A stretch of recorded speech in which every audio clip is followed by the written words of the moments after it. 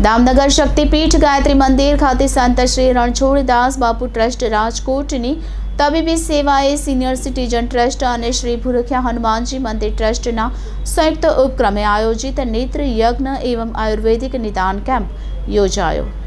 શ્રી મનીષાબેન વિનંતી રાય તન્નાના પુત્ર રત્ન સંજયભાઈ તન્ના અને તુષારભાઈ તન્ના પરિવારના આર્થિક સૌજન્યથી દર્દી નારાયણોને અલ્પાહારની સેવા પ્રાપ્ત થઈ।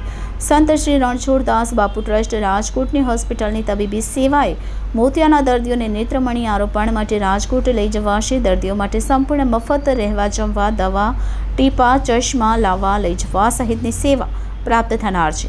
આ સેવા યજ્ઞનો પ્રારંભ તન્ના પરિવારના કર્મચારીઓના વરદ હસ્તે કરાયો હતો। ખૂબ મોટી સંખ્યામાં દર્દી નારાયણોએ નેત્ર યજ્ઞનો લાભ મેળવ્યો હતો। નેત્ર યજ્ઞ સ્થળે આયુર્વેદિક નિદાન કેમ્પ પણ યોજાયો હતો। અસંખ્ય સ્વયંસેવકોએ આ સેવા યજ્ઞમાં હાજરી આપી નિસ્વાર્થ સેવા આપી હતી અને કેમ્પને સફળ બનાવ્યો હતો। Reporter Natwarlal Bhatia, city gold news, Damnagar.